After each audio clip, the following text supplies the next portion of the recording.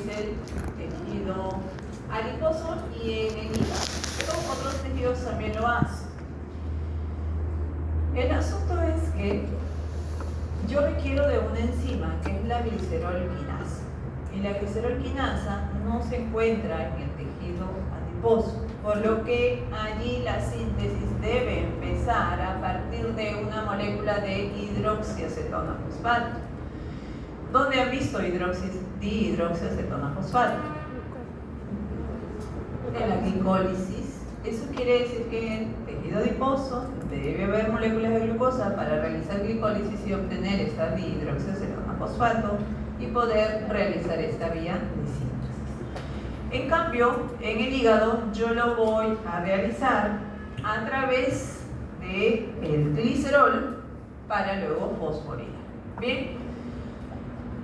Allí nos dice que los ácidos grasos que predominan en esa molécula de triacilglicérido, yo sé que está formado por un glicerol y 3 ácidos grasos, por lo que esos ácidos grasos que entran allí a unirse al glicerol van a ser predominantemente ácidos grasos saturados. En la posición 1 va a ser saturado y en la posición 3 puede también entrar ahí un ácido graso saturado.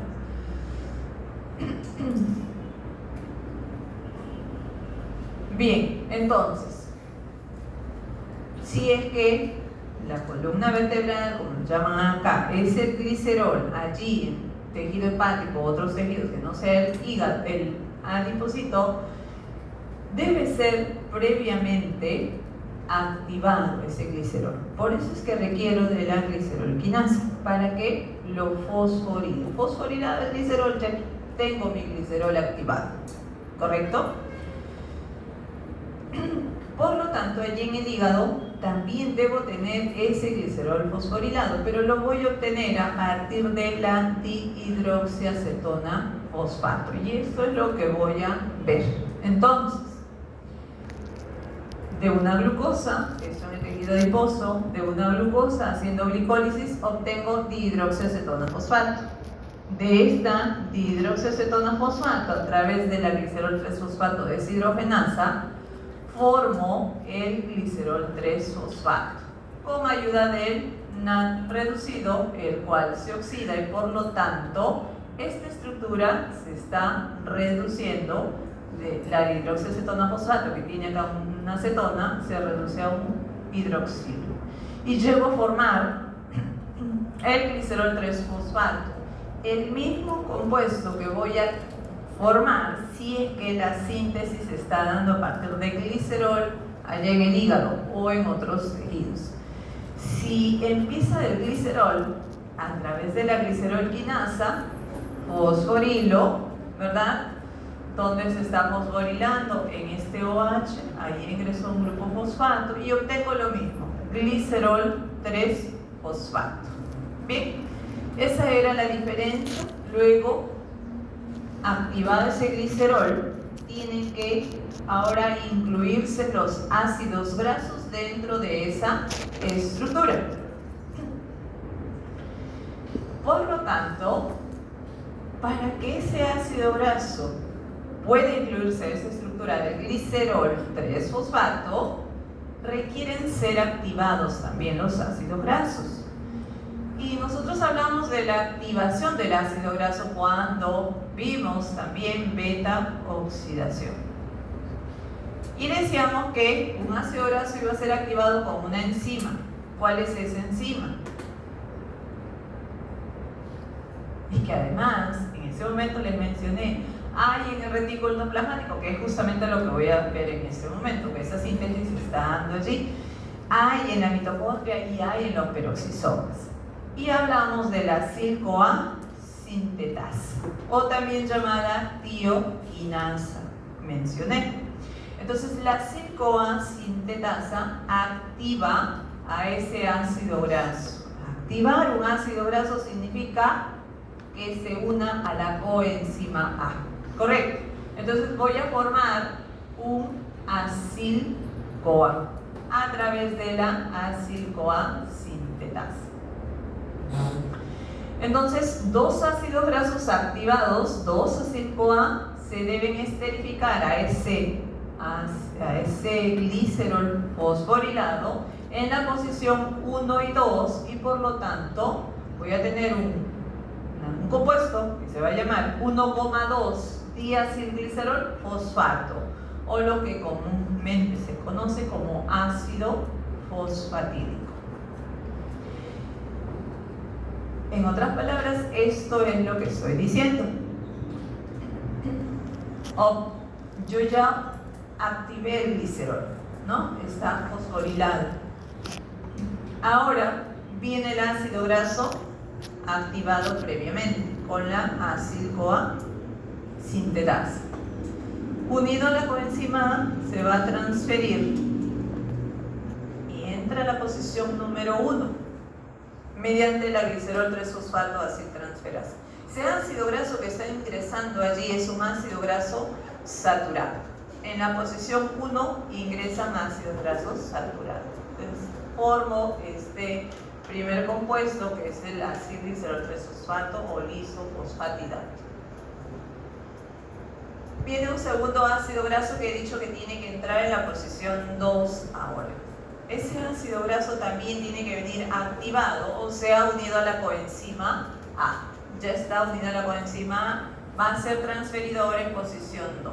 El ácido graso que ingresa ahí en la posición 2 generalmente es un ácido graso insaturado. Ingresó, ahora tengo un ácido graso saturado en la posición 1, en la posición 2 insaturado, y he formado el ácido fosfatídico o 1,2 diacilglicerol fosfato.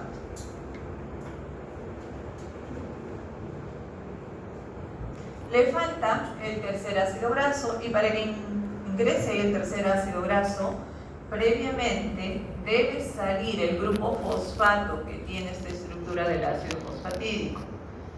Para ello requiero de esta enzima fosfatidato fosfohidrolasa y una molécula de agua para que salga el grupo fosfato y se transforme en 1,2 diacilglicerol. Listo, desfosforilado. Ahora viene un tercer ácido graso activado para que ingrese a esa posición, la posición 3 del glicerol, que como les dije puede ser saturado o insaturado. ¿Ok? He formado el triacilglicerol, ya se sintetizó.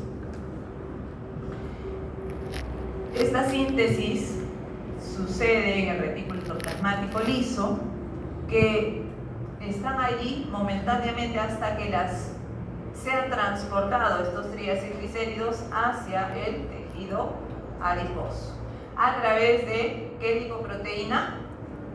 VLD. Requiero sintetizar o formar entonces VLDL para que lleve esos triacilglicéridos, que ya vimos cómo se da esa síntesis en el hígado, hacia el tejido adiposo.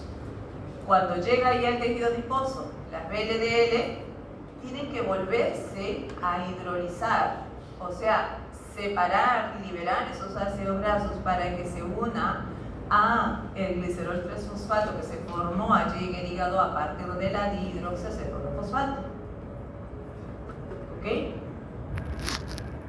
Entonces, esto es lo que sucede después de que nosotros consumimos un alimento. ¿Ok?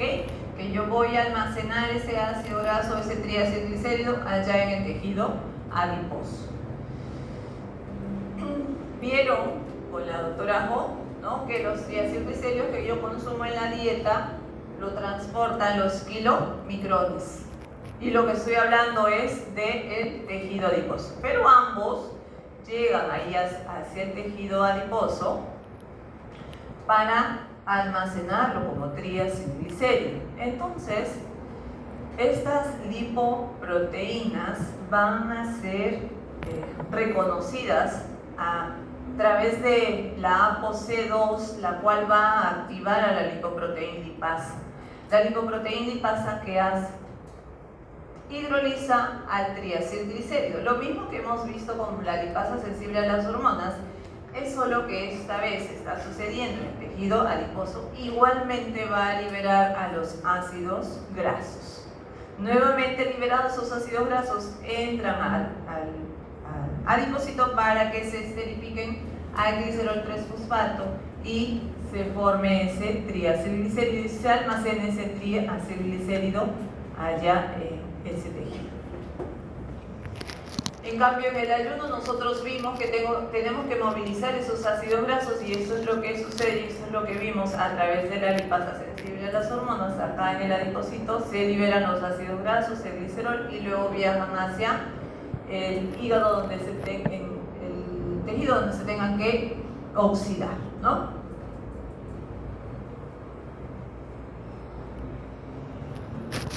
Bien.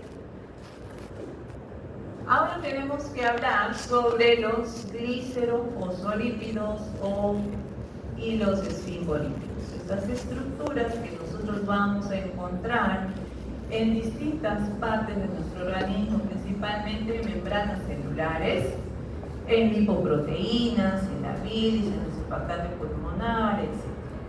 Entonces, ¿qué son estas estructuras, estos glicerofosfolípidos? Tenemos varios grupos acá. Tenemos a los glicerolípidos, tenemos a los denominados fosfolípidos y a los esfingolípidos.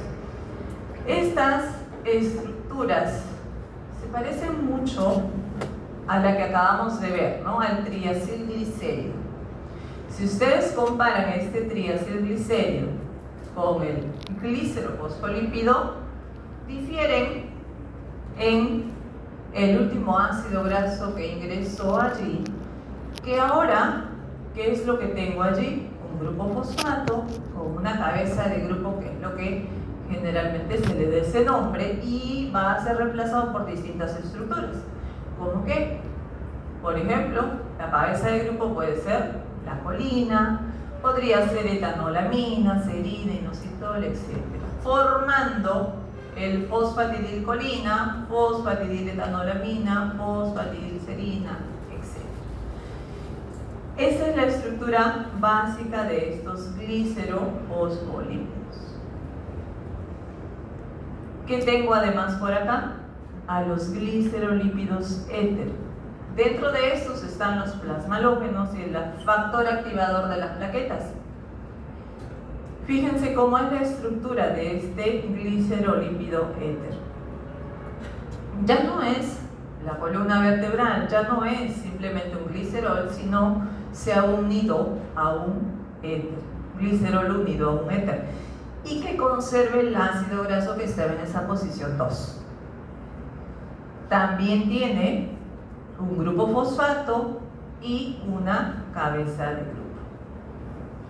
Esfingolípidos como la esfingomielina, cambia la estructura a una columna vertebral que es la esfingosina, tiene o conserva el ácido graso en esa posición 2, tiene un grupo fosfato y la cabeza de grupo. Y tenemos por acá a los glucolípidos, porque ya en la cabeza de grupo son carbohidratos, ¿no? Puede ser glucosa, galactosa, etc. Dentro de estos grupos tenemos a los cerebrósidos, sulfátidos, globósidos y gangliósidos.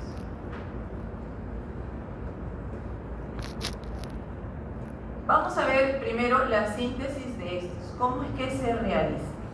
La síntesis de los glicerofosfolípidos ocurre en el retículo endoplasmático liso y en la membrana interna de la mitocondria y sucede en dos formas. Pueden haber dos mecanismos, los cuales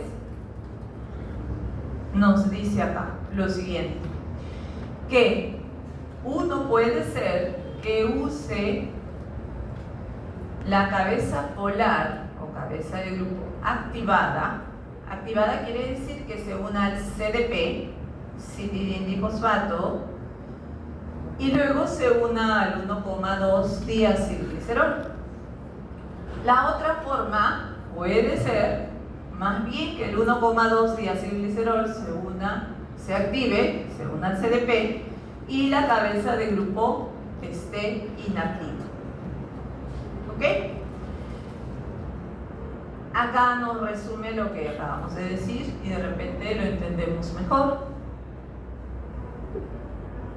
El mecanismo que utilizan estos fosfolípidos, fosfatidilcolina, etanolamina y serina, usan este primer mecanismo, en el cual yo dije que la cabeza de grupo venía activada, quería decir que se tiene que unir al CDP, está activado, y que el diacilglicerol inactivo, ¿ok?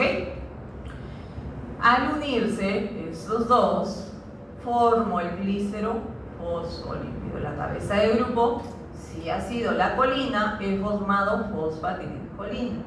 Si la cabeza de grupo ha sido la etanolamina, formé fosfatidiletanolamina, y si fue la serina, formé la fosfatidilserina. El otro mecanismo decía de que quien se iba a activar más bien era el diacilglicerol unido al CDP, y la cabeza de grupo está inactiva. Se unen y se forma el glicero fosfolípido.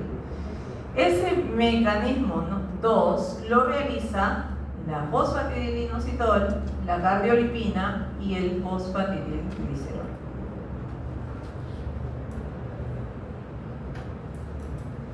Empezamos con los tres primeros: fosfatidilcolina, etanolamina y fosfatidilserina.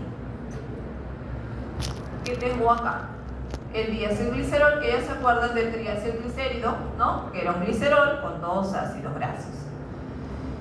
Viene la cabeza de grupo etanolamina. Voy a formar fosfatidiletanolamina en esta oportunidad.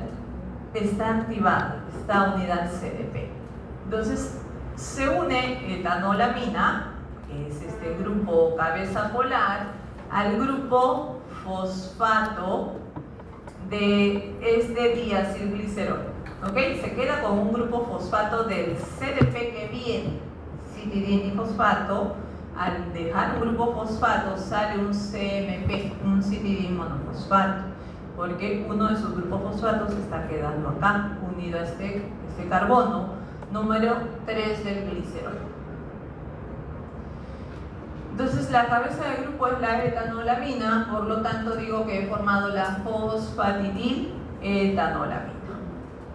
Estos fosfoglicéridos pueden tener ácidos grasos saturados acá, como el palmítico y como el estiárico, y tener en esta posición 2 al ácido linoleico, al ANA y el DHA, ácidos grasos insaturados. ¿Dónde encuentro fosfatidiletanolamina? En las membranas celulares. Ahí voy a encontrar estos fosfoglicéridos. Entonces, cuando veamos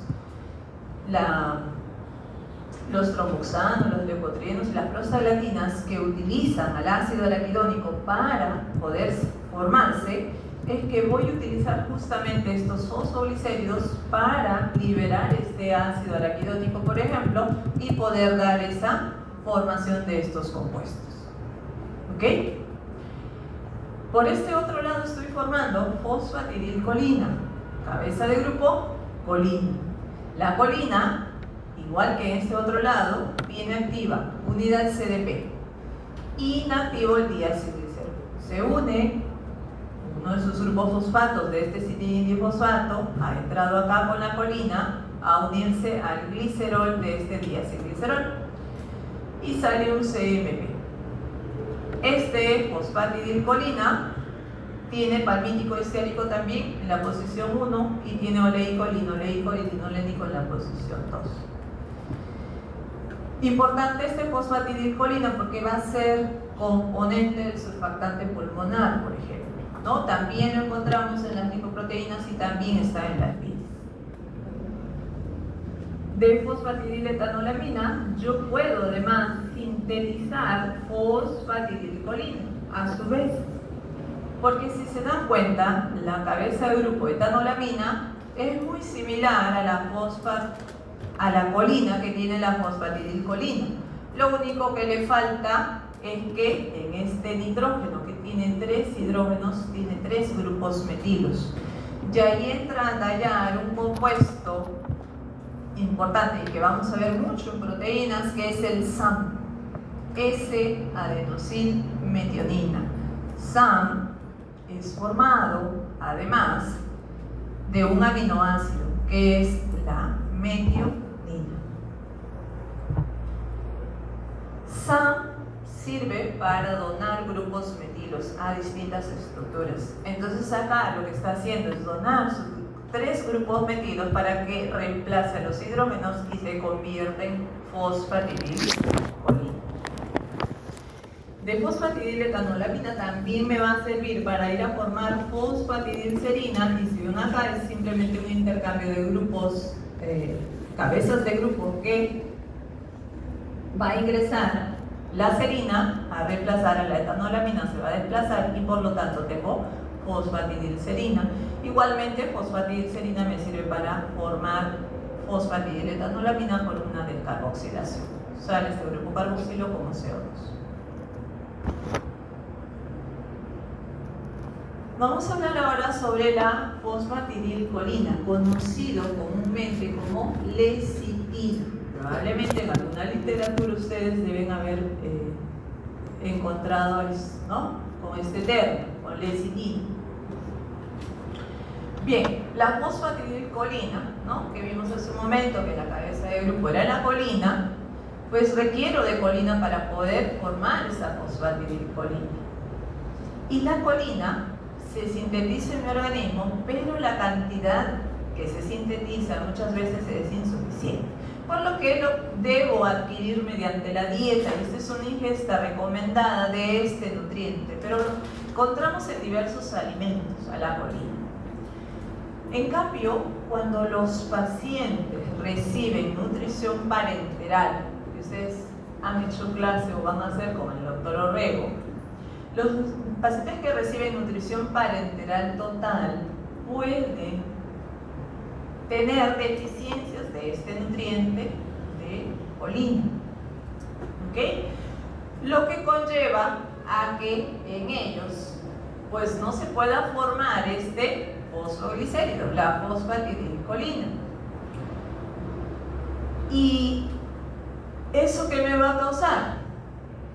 Que el paciente no pueda formar además la lipoproteína PLDL, porque requiere de esta fosfatidilcolina, ¿no? Ustedes saben que una lipoproteína tiene fosfoglicéridos, fosfolípidos, decían ustedes, ¿no?, en la membrana o en la parte superficial de esta estructura. Y si no se forma VLDL, quiere decir que los triacilglicéridos que se están sintetizando en el hígado no van a poder salir del hígado hacia tejido adiposo, quedándose almacenados en el hígado y causando lo que se conoce como hígado graso. ¿Ok? Otros, ¿ok? Tenemos acá otra forma de síntesis de los dos mecanismos que habíamos visto. Hace rato vimos la cabeza de grupo activado. En este caso lo que vamos a ver es que el que está activado es el diacilglicerol unido al CDP y la cabeza de grupo viene inactiva. ¿Ok? Inactiva. Por este lado yo estoy formando la cardiolipina, que también le podemos decir o recibe el nombre de difosfatidilcolina. ¿Cómo se sintetiza esta cardiolipina? Porque requiere de cabeza de grupo al fosfatidilglicerol. Fíjense, todo esto es la cabeza de grupo, fosfatidilglicerol. Si es un fosfoglicérido, la estructura básica de un fosfoglicérido, hace rato vimos que era un glicerol, ácido graso en el carbono 1, ácido graso en el carbono 2, en el carbono 3 tiene el grupo fosfato y de ahí viene la cabeza de grupo. Y eso es lo que yo tengo acá: glicerol, ácido graso en el carbono 1, ácido graso en el carbono 2, en el carbono 3 tengo el grupo fosfato y de allí viene toda la cabeza de grupo, que en este caso la cabeza de grupo es fosfatidilglicerol. Bien, esta cardiolipina es importante, o el difosfatidilglicerol, porque lo encuentro también o va a ir a formar parte de las membranas, ¿no?, de la mitocondria, la membrana interna de la mitocondria, y también forma parte del surfactante pulmonar. Por este otro lado, que tiene el mismo mecanismo, es el fosfatidilinositol. La cabeza de grupo inositol es toda esta estructura, que a su vez este se puede fosforilar con ciertas quinasas para formar el fosfatidilinositol bifosfato, que eso seguramente que ya lo hemos visto, ¿no? Importante en la transducción de señales en membranas. El surfactante pulmonar, que hace rato dijimos, está formado, compuesto por fosfatidilcolina. En realidad, el compuesto principal es el dipalmitoil fosfatidilcolina. Dipalmitoil, o sea, dos ácidos palmíticos. En esas posiciones 1 y 2 que decíamos, van ácidos grasos, cada uno de estos son ácidos palmíticos, que es lo que estamos viendo acá. Ácido palmítico, glicerol, grupo fosfato y su cabeza de grupo, la colina. Ese es el dipalmitoil fosfatidilcolina.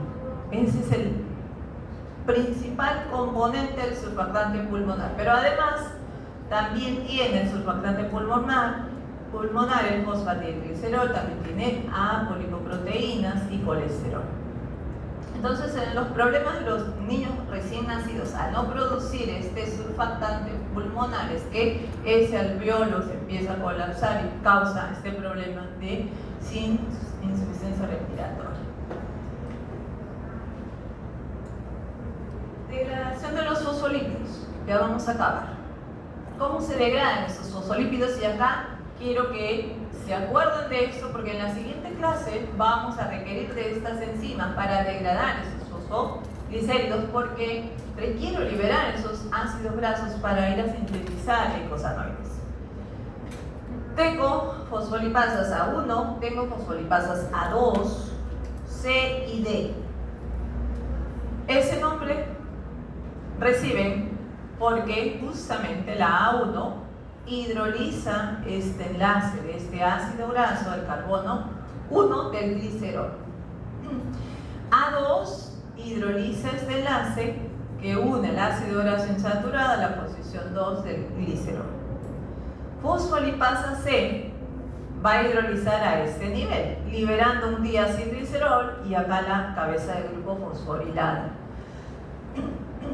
Y la fosfolipasa D hidroliza la unión de la cabeza de grupo con el grupo fosfato. Así que me va a liberar la cabeza de grupo y el ácido fosfatídico, que vendría a ser toda esta estructura. Bien. Y finalmente los esfingolípidos es lo que vamos a revisar. Ahora, esfingolípidos que la estructura cambia. Ahora ya no es simplemente un glicerol como vimos en los fosfoglicéridos. Ahora la columna vertebral se va a llamar esfingosina, que es toda esta estructura en rojo, esfingosina, que además tiene un grupo amino en este carbono número 2 que forma un enlace amida con un ácido graso en esta posición 2 y que tiene un OH acá en el carbono número 1. Ese H puede ser reemplazado por distintas cabezas de grupo. Si es simplemente un hidrógeno, esta estructura sería la estructura de la ceramida.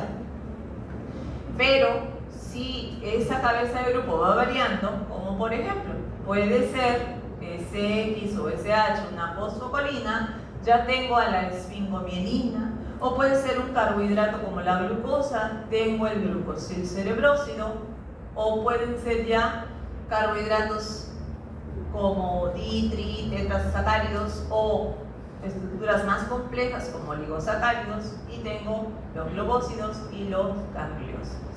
¿Okay? Entonces tengo esta clase de esfingolípidos, las esfingomielinas, que tenemos ahí a la fosfocolina y la fosfoetanolamina. Tengo los glicoesfingolípidos, que tenemos ahí los cerebrósidos, que tienen un azúcar unido a la ceramida, o los globósidos, que ya tienen 2 o más azúcares. Y los gangliósidos, que tienen una estructura más compleja, como decíamos, oligosacáridos, pero que además está incluido ahí el ácido N-acetilneurámico. ¿Ok? Bueno, hablando de los gangliósidos un poquito más, el ácido ciálico es el N-acetilneurámico que hemos visto, va a ser parte de esta estructura. Se descubrieron en las células ganglionales del sistema nervioso central y también se encuentra en la superficie de las membranas celulares de tejidos extraneurales. Estructuralmente tienen esta ceramida como estructura básica y de ahí ya van variando los carbohidratos que forman, ¿no?, distintos gangliósidos. Por ejemplo, tenemos acá gangliósido M3, M2, M1 y por acá el U1B. Si se dan cuenta, cada vez que va disminuyendo el número, la estructura se va haciendo más compleja también, ¿no? Mucho más compleja. Y acá ya le han agregado una letra más. Son gangliósidos también estos antígenos que me van a servir para reconocer los grupos sanguíneos que tenemos cada una de las personas. Por ejemplo, el antígeno O, el antígeno A, el antígeno B. Estructuralmente hablando, tienen acá unido o reemplazando ese hidrógeno a la glucosa, la galactosa, el N-acetilgalactosa y fucosa. Ese es el antígeno O. Le agregamos al N-acetilgalactosa, vendría a ser el antígeno A, y agregado o reemplazado a esto, la galactosa, viene a ser el antígeno B. Y me sirve para reconocer, ¿no? Ustedes deben haber hecho esto en biología. Biología, me imagino, en fisiología, reconocimiento de grupos sanguíneos utilizando un reactivo, ¿no?, que va a reaccionar con cada uno de estos antígenos. ¿Cómo sintetizo estos esfingolípidos? Primero tengo que sintetizar la estructura básica que vendría a ser una ceramida, ¿no? Que tenía un hidrógeno en ese X. Para sintetizar esfingolípidos yo requiero de ácido palmítico. Ahora, ácido palmítico, como ven acá, ácido graso, ácido palmítico, y requiero de aminoácido serina, además. Si hicieron con la doctora Jo aminoácidos, ¿se acuerdan cuál es el radical de la serina? El R de la serina, ¿cuál es? ¿No? ¿Ya no? CH3OH tiene como radical. Yo sé que un aminoácido tiene grupo carboxilo, grupo amino, pero los R's varían, ¿verdad? Y el R de la serina es un CH2OH. Esta unión de este ácido palmítico con la serina se está dando de la siguiente manera. Se desplaza primero la coenzima A, va a salir, y está ingresando a unirse a este carbono, el carbono central de esta serina, que vendría a ser este carbono. Tiene acá su grupo amino, pero ya no está el grupo carboxilo, ha salido como dióxido de carbono. Ya se fue. Y su radical que les dije, CH2OH. Entonces he formado el primer compuesto, que es la beta-cetoesfinganina. De esta beta-cetoesfinganina, ahora se va a reducir utilizando al NADPH como agente reductor, y se reduce esta cetona a un hidroxilo.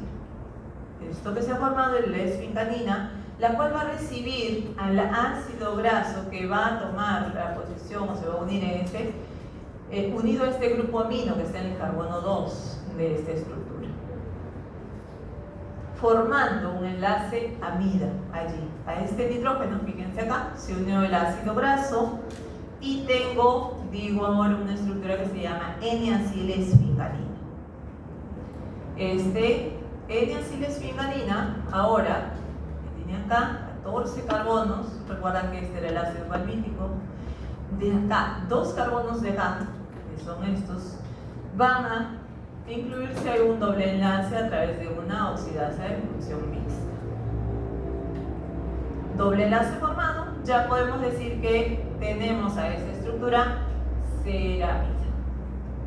La básica de todos los esfingolípidos que estamos mencionando, que acá tiene un hidrógeno y que en ese hidrógeno hemos dicho se va a ir variando por distintos grupos también, que dan lugar a otras estructuras, como lo tenemos acá. Ceramida, estructura básica, que en este OH va a ser reemplazado, por ejemplo, por fosfatidilcolina, que me va a dar su grupo fosfato y la colina para que sea la cabeza de grupo de la esfingomidina. Por acá, en este hidrógeno va a ingresar una galactosa activada unida al UDP para formar el galactocerebrósido. Este galactocerebrósido luego se convierte en sulfatos. Por acá, si entra una glucosa, formo los glucocerebrósidos y de este glucocerebrósido puedo formar globósidos. Este glucocerebrósido además llega a formar los gangliósidos, incluyendo azúcares en esa estructura y el ácido N-acetilneurámico. Bien, estas estructuras van a degradarse igualmente y en esa degradación, es una degradación lisosómica en la cual requiero de distintas enzimas también, ¿no? Y todos terminan formando ceramida. Y luego esa ceramida en sus precursores, que era la esfingosina y el ácido graso que utilizamos para su síntesis. ¿Ok?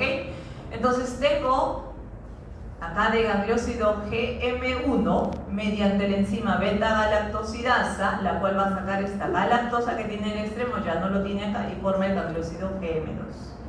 Del GM2 para hematócido requiero de la enzima beta-hexosaminidasa A, la cual está sacando este extremo, que es el N-acetilgalactosa. Tengo un hematócido que luego la enzima neurominidasa saca este ácido N-acetilneurámico y lo convierte en lactosilceramida. Igualmente va a llegar a lactosilceramida esta estructura, el globo triacilceramida, mediante la enzima galactosidasa A.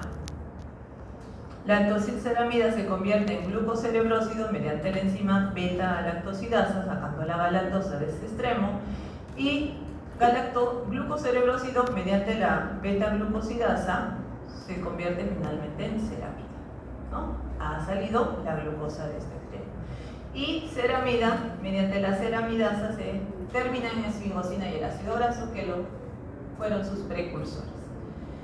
En toda esta degradación que hemos visto, se han utilizado todas estas enzimas para esa degradación. Esas enzimas también pueden fallar, pueden haber deficiencias enzimáticas causando distintas enfermedades, ¿no? Enfermedades como Tay-Sachs, Gaucher, Fabry, etc., Niemann-Pick, las cuales son producidas porque hay deficiencia enzimática de estas enzimas que hemos mencionado. Acá tenemos las beta-galactosidasa, la hexaminidasa, la galactosidasa, la glucocerebrosidasa, y lo que va a hacer que se acumulen estos precursores, causando además que en los niños se presenten retrasos mentales. En muchas de estas enfermedades, como vemos, se presentan con retrasos mentales, ¿no?